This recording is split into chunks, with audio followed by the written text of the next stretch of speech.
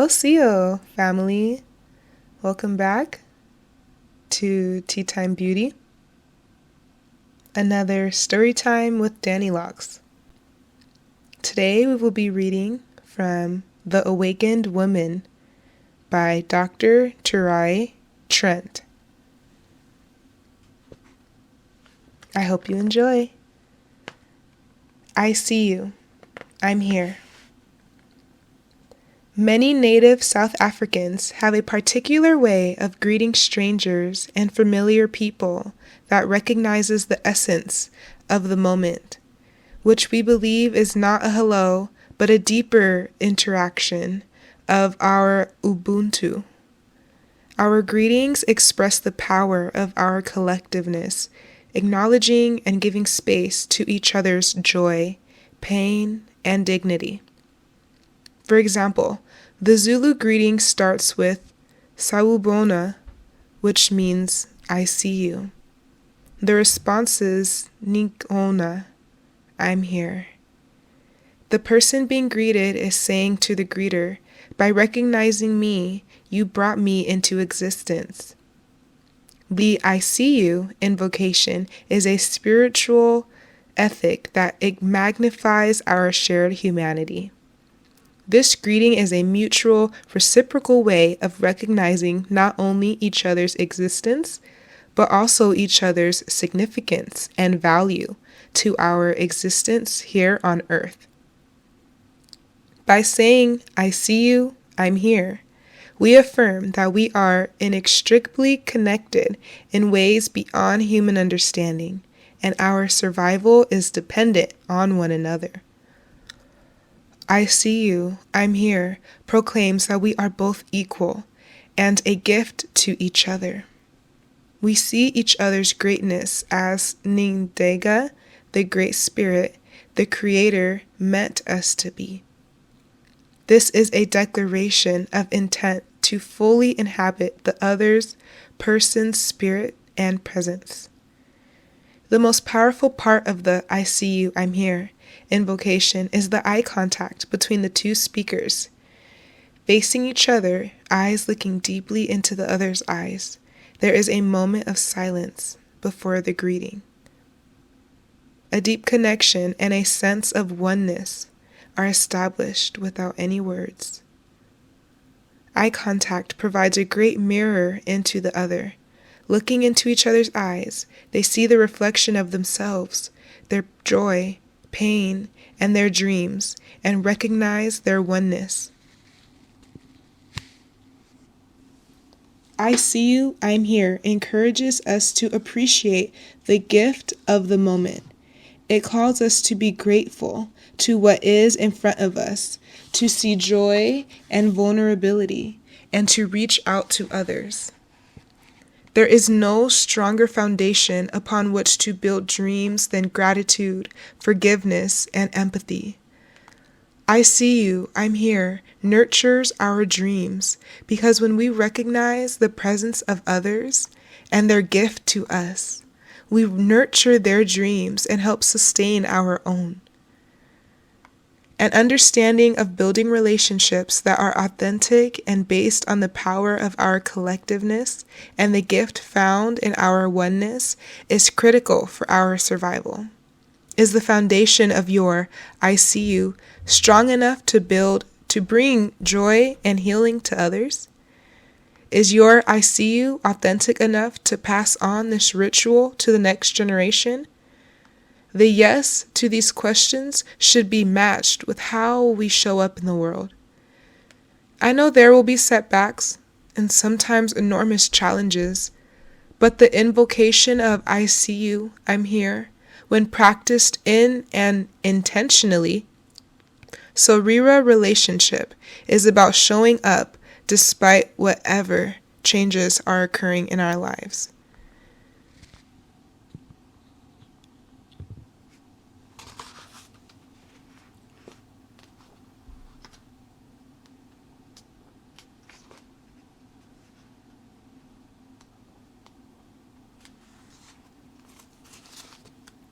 The Sacred Sisterhood, Cultivating Your Sahwira.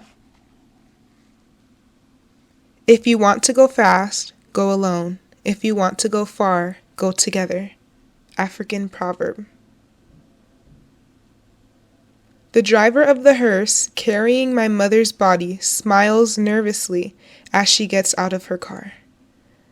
Wiping raindrops from her forehead, she shakes thick strands of dreadlocked hair. Striding deliberately toward the back of the hearse, she unlatches the tailgate, which opens with a soft hydraulic sigh. Inside, a dark brown mahogany coffin decorated with a patch of black leather blends into the darkness. Moonlight reflects off of the coffin steel handles as the woman carefully opens the car's side window curtains. With perfect synchronicity, 6 middle-aged men emerge from the circle of silence to lift my mother's coffin.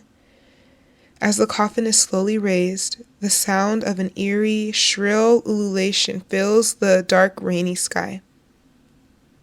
The driver of the hearse closes the door. My mother's dearest friend, Mai Chigowo, asks, "What took you so long?" But she continues speaking before there is an answer. Has anyone brought lamps or candles? By now it is completely dark, but for the light of the moon and a nearby fire. My mother has just died, and the hearse has brought her body from the hospital to her final resting place, our rural home. In my culture, no dead person is buried without her Sahwira, pronounced Sahwira, a Shona word that translates to friend of life, for life, friend for life, to make sure burial protocols and rituals are observed before the dead's final departure on earth. The Sahwira also presides over burial activities, overseeing food preparation and entertainment. But the Sahwira's role transcends beyond burial and is cultivated early in life. As mourners gather around my mother's coffin, a voice imitating my mother's brings my daydreams to an end. The Sahwira imitates her friend in order to represent her values. It is a common practice in our community to use role-playing and stand-ins in a variety of different circumstances. Likewise, the Sahwira becomes my mother to elevate our mourning. Our identities are fluid and transferable. Mai Chigowo makes people laugh and cry at the same time. She emerges from my mother's bedroom wearing her favorite dress, eyeglasses, headdress, and hat. Walking with a limp, she holds my mother's walking stick just as my mother did. Because Mai Chigowo and my mother were approximately the same height and weight, the Sahwira, with her face partially covered by the hat, seems to bring my mother back to life. Mai Chigowo approaches the mourners and pretends to talk to a young man with a cell phone. She dictates this message for the visible man. "I want you to send a text to Terrai. Tell her that on her next visit from America, she must remember to bring back ibuprofen pills for our headaches." In response, some in the room begin to laugh while others wipe away tears. Even I laugh, for the first time since my mother died. Mai Chigowo smiles at me. I smile in return, for she has fulfilled one of her fundamental roles: to lighten our grief and to remind us of my mother's special qualities and extraordinary capacity to care for others. Unlike in the West, where such a role is either left to family mediators, social workers, psychologists, or the Dr. Phils of the world, in my village it is common to have someone in the family or a close circle who gives advice. The Sahwira is such an advisor, a resource of information on all matters that one might not fully understand, a friend who grounds you and brings a better understanding to some things in life. A Sahwira can be closer than your blood sibling. She is the one who becomes your sacred sister because she believes in what drives your soul without judging. Sometimes it is not easy for families to listen to pain, to empathize with what hurts us, or to acknowledge and understand the source of the hurt. The code of silence in our families is often much preferred, as it makes it easier for family members to stick together rather than pointing fingers of blame and shame.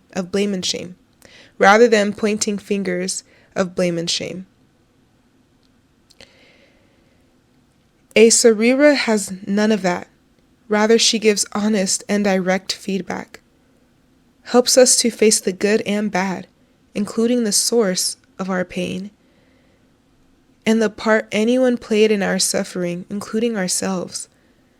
The choosing of a Sahwira is an organic practice established among many generations. For example, if my family was Sahwira to your family, then my grandchildren are more likely to play the role of Sahwira to your grandchildren. Like a beneficiary inheritance, however, only good Sahwiras take over the relationships as they replace a late Sahwira.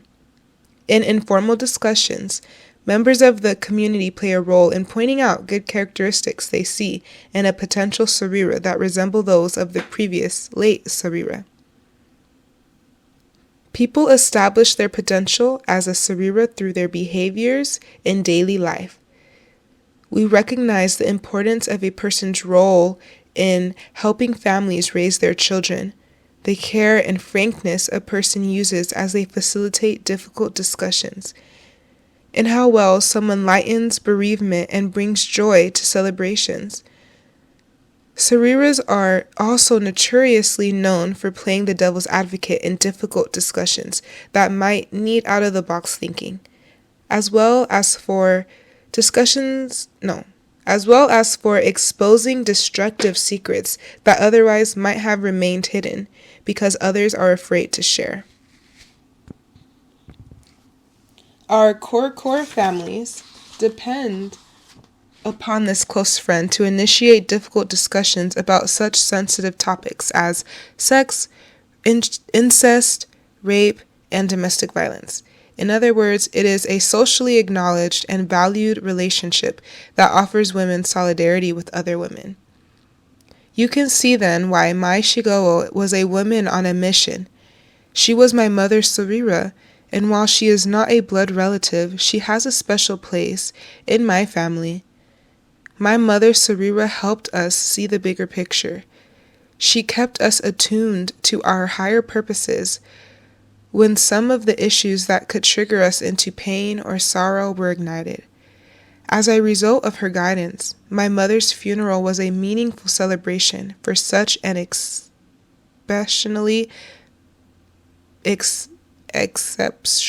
beautiful soul. My mother and Mai Shigewo were inseparable friends. As widows in their later years, my mother convinced her friend to attend church to alleviate the burden of parenting grandchildren alone. But what cemented their lifelong relationship occurred many years earlier. During an era of economic collapse, Mai Shigewo had a land dispute with one of the most powerful men in the village, who also happened to be the son of the village chief. Not surprisingly, when she took the case to the chief, she lost.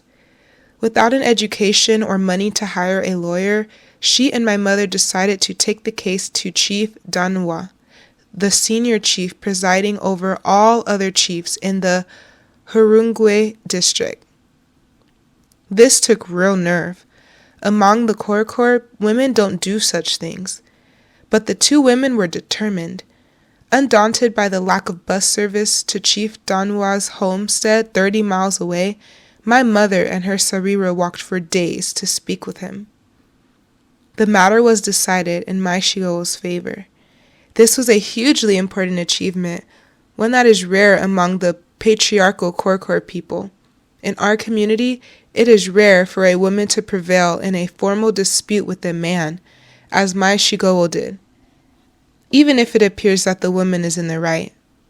As children, we are taught to believe in a natural disparity between male and female worth, and many of our daily customs help to reinforce the notion that boys have more inherent value than girls. Growing up, my brother Tinashe is addressed with respect as Moyo Signoro, our heart totem, while I am simply Terrai. The message underlying these different greetings is not lost on me. Therefore, this experience was a major awakening of these two women's feminine energy, and they could only have done it together. They knew that an insult to one was an insult to the other, as well as to all women. You could hear my Shigowo and my mother's celebratory ululations a mile away as they danced and let everybody know of their victory. A few days after their return to our village, the two women role-played the whole thing for us. My mother took the multiple roles of Chief Danwa, the presiding judge, and my Shigowo, the plaintiff. My Shigowo played the local chief's son, the defendant. My mother's voice changed as she switched roles from Chief Danwa to my Shigowo. She put on the chief's hat as she addressed the audience in mimicry, and in another minute she wrapped a Zambia cloth around her waist as she impersonated my Shigowo. The audience was in stitches with laughter as both women entertained the village, and yet we could all feel their pain and their victory. In that moment, not only did we experience their journey and gain insight into the court's proceedings, but we also shared in the deep friendship that binds these women together and enables them to fight for what is rightfully theirs. In this way, one's pain becomes shared. Their fight becomes a symbol of their commitment to social justice and makes others realize that women's narratives and dreams will remain disjointed unless they are willing to not only voice their own pain and longing, but also witness each other's pain and longing. This empathetic Sahwira relationship is how we band together. Friendship, mentors, community, Sahwira. There are many ways to name relationships of support and guidance. In my village and most of Africa, we have these formal social support systems, such as a Sahwira, that counsel us with vital wisdom. But regardless of your culture, everyone needs these relationships for survival. Sacred sisters, embedded in the Sahwira dynamic is the ability of women to rely on each other and to take risk by being open to love, hurt, and disappointment. This is because to rely on someone means you are willing to share ambitions, joys, and sorrows, and to reveal your own vulnerability. Researcher Brené Brown defines vulnerability as an emotional risk that exposes us to uncertainty, and she puts forward the notion that vulnerability is a healthy part of daily life. Brown shares a conclusion that relates directly to the Sahwira concept, that vulnerability is the birthplace of joy, of creativity, of belonging, of love. We do not simply depend on each other, we also build each other up, and when this happens, we create something greater. In the case of my mother and her Sahwira, they banded together and conquered a corrupt local chief, a success that was practically unheard of at the time. If there are no formal support structures in place, we must build a Sahwira network for ourselves. This is not easily done. Just the idea of building such a support network can conflict with the cultural norms with which we were raised, as we so often hear when someone says, "I lifted myself up by my own bootstraps." We are taught that everyone must exist for themselves and that we must somehow do it all alone if we want to be successful. How many mothers feel isolated and overburdened because we emphasize individual responsibility for child rearing over the social aspects? How many women are unaware that it is sexism that pays them less than their male counterparts at work? Or sexism keeps them from getting a promotion because they are socialized to believe that they are individually responsible for getting ahead, rather than to see that their personal concerns are indeed shared by women across the world.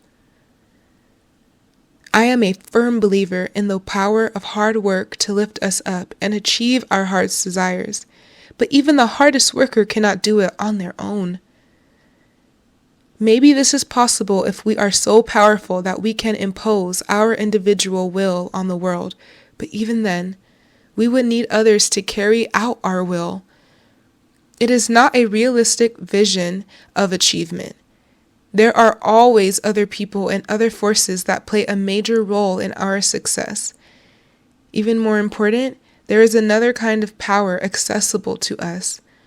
Not the kind of power that comes from imposing our will on others, or stepping on others to achieve our dreams, or buying into the false belief that we both achieve and fail on our own, but the power to lift ourselves up by lifting each other up. This is the heart of the Sahwira. When we operate as an island, a number of things occur. We cut off our ability to receive. It is as if we are saying no to the creator of the universe on some level. We are also much less likely to help others if we close ourselves off from receiving help. Having a tremendous capacity to receive can also come from our willingness to be generous. I am not necessarily talking about giving away material possessions, but giving love, support, time, and energy to others. If we give without the capacity to receive, we become self-sacrificing. And if we only receive without the capacity to give, then we lose touch with the needs of those around us. The Sahwira tradition helps us remember that our identities are fluid and transferable. It offers us the powerful insight that we are social by nature. The Sahwira tradition helps us hold in harmonious balance the seeming tension between personal and communal. For the Sahwira shows us that each person has an individual responsibility for the well-being of the entire community, and that the community has a responsibility to the well-being of the individual. The power of female friendships. The first item on writer and Professor Roxanne Gay's insightful list of tips for having successful female friendships is abandon the cultural myth that all female friendships must be bitchy, toxic, or competitive.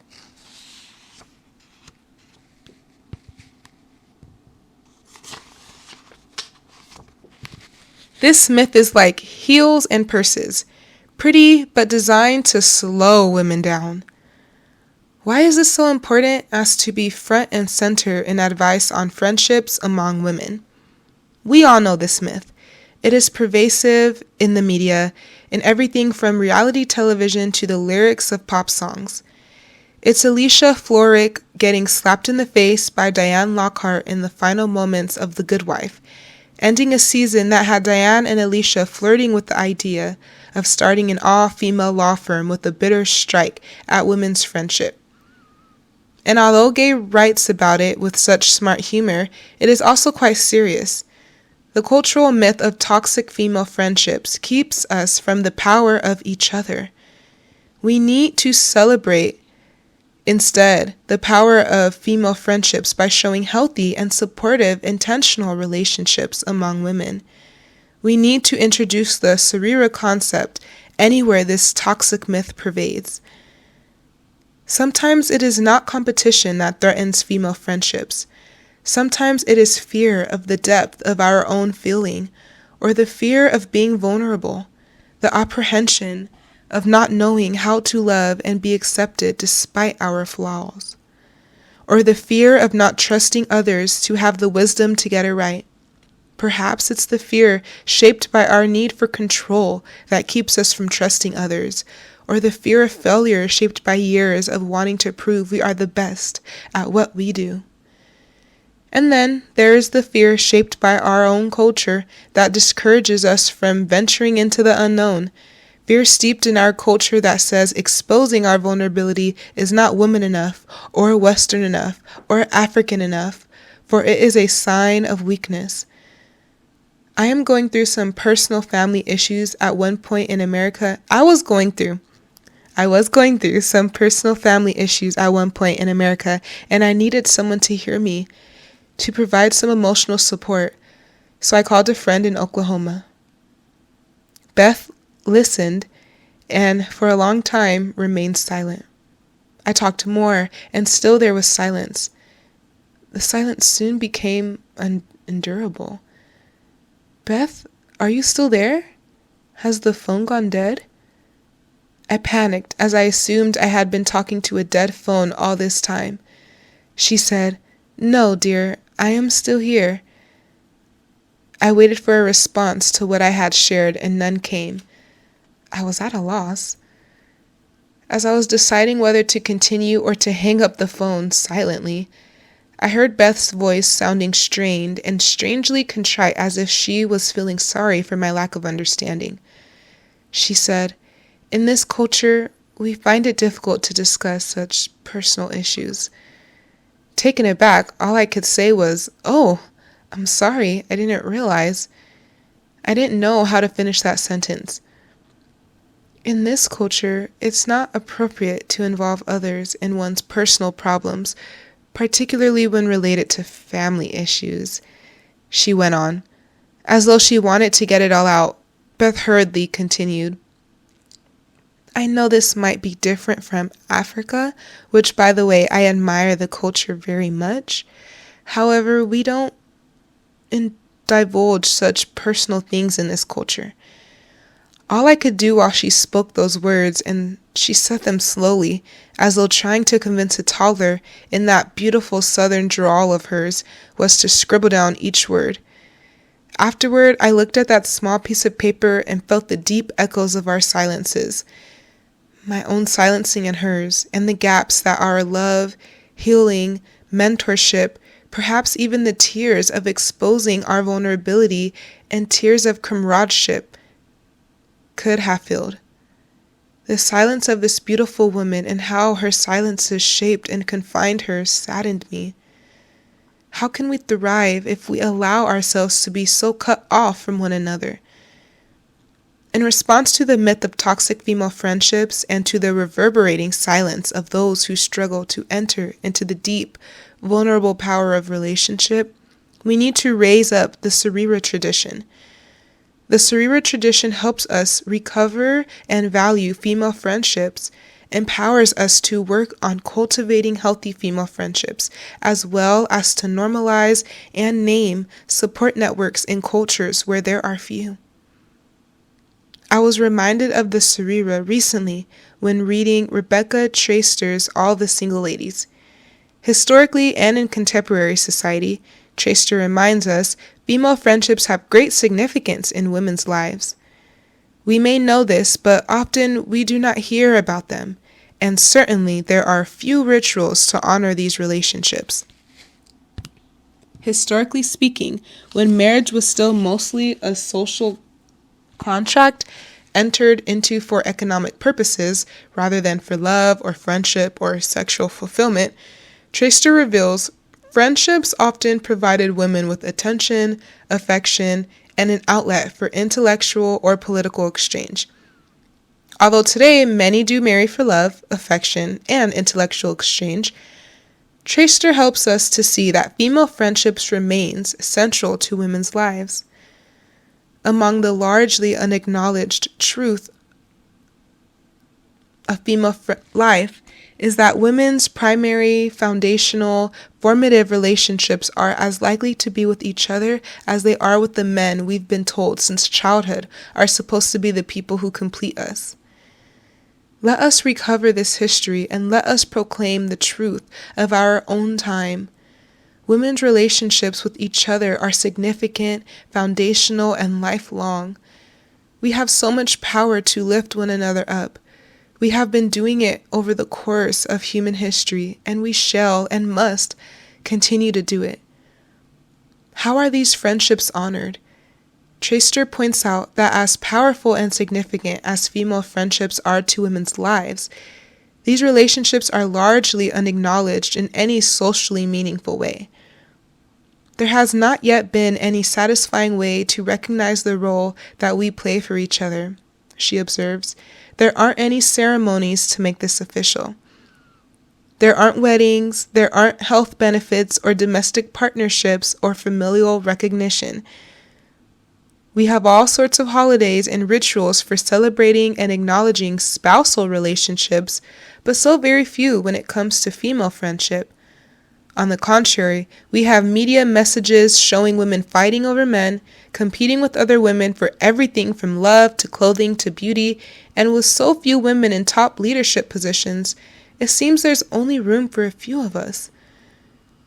This notion that female friendship is toxic, competitive, a sign of weakness, and not socially valuable is a dangerous myth, one that highlights how much we need to proclaim and celebrate the heart of the Sahwira. The Sahwira will help us recover and uncover the illuminating potential of female friendships. Research suggests that in addition to being spiritually and emotionally good for women's lives, there are a few physical benefits to female friendships. Melissa Pendika writes about a number of recent studies in her funny and informative article, Why Girl Gangs Make for Good Health. As Pandika reports, research shows that a tightly knit group of girlfriends might lower the risk of diabetes, cancer, and other chronic diseases, possibly resulting in healthier, longer lives. In addition, studies hint that friendships help women weather stress, lowering their risk for disease.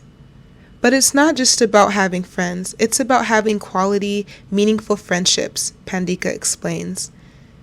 A recent breast cancer study found that, compared with socially integrated women, socially isolated women had a whopping 34% higher risk of death, but the quality of their relationships mattered too.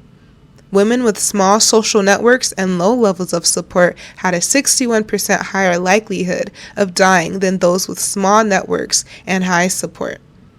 That means ditch the crappy friends and focus on the real thing. I adore Pandika's humor, and at the same time, my dear sisters, I shudder at the thought of all that we are deprived of when we are deprived of one another. I also ululate at the healing and uplifting possibilities available to us and to generations to come if we embrace the heart of the Sahwira. During my time at Oklahoma State University, I established many Sahwira mentors, but one in particular stands out. Regina Henry, coordinator of international students and scholars. The first time I met her, she was addressing the new international students.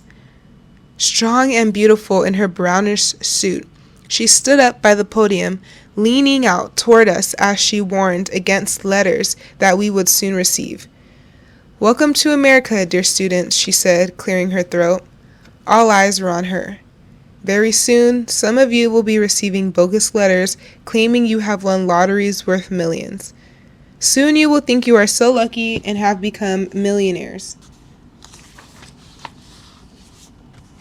Be careful, it's all a scam. There is nothing for free in those letters. Rather, you will end up losing your money trying to claim the so-called winnings." Friendly and yet firm, Regina never minced her words. She instantly reminded me of my mother, Sahwira. I wanted to know her more, and so I soon made my way to her office. We quickly became friends, and she connected me to the wider community of Stillwater. Regina invited me to participate in a campus event where I shared cultural dishes from my village. Over the years, Regina mentored me through visa changes that allowed me to continue working in the United States. She also warmed my children's hearts in many ways. One day she noticed my son crying as he watched other children riding bicycles. Not long after that, she surprised him with his own bicycle that another family had donated. This act of generosity had a huge impact on him. When at 17 he was ready for college, he easily chose OSU, saying, "After all, it's the place where I rode a bicycle for the first time." It surprised me to know that after years away from Stillwater, he so clearly remembered the Sahwira mentor and the community that helped us to thrive as a family. To this day, when people ask my son where he is from, he smiles and says, Stillwater, Oklahoma, and Regina remains in my circle of Sahwiras. You see, when I held my dreams alone, they were unstable. But when I added the energy of another who believed in me, my dreams could take root. My dearest friends, we cannot deny love that comes from another woman. As humans, we are social animals. Our collective empathy, friendship, and responsibility towards one another are what awaken our humanity. And therefore, each of us is fertile ground that nurtures, inspires, and enables growth in each other. This fertile ground has unlimited power if we would only plant in it. Female friendship is good for our physical, emotional, and spiritual health. It crosses so many barriers meant to keep us apart. It has always been there for us, for our mothers and our grandmothers, and many more before them. We have to claim it with intention and an open heart. All right. Thank you so much for joining me on this story time with DaniLocs. Again, this was The Awakened Woman by Dr. Terrai Trent. She has written a wonderful book, and I encourage you to share with me in the comments what resonated with you, your thoughts, your comments, your testimony on female friendships, on the concept of I see you and I'm here as a greeting and an intention to contribute to community versus the hello greeting. And any other authors or books that have inspired you lately, please share those as well in the comments. Teatime.beauty is my way of building a Sahwira community. I am excited to continue building this online community in collaboration with others, and I hope that you take care of yourself. Let's go ahead and all take a deep breath together before we end this segment. Ready? Inhale and exhale. Until next time, take care. Wado.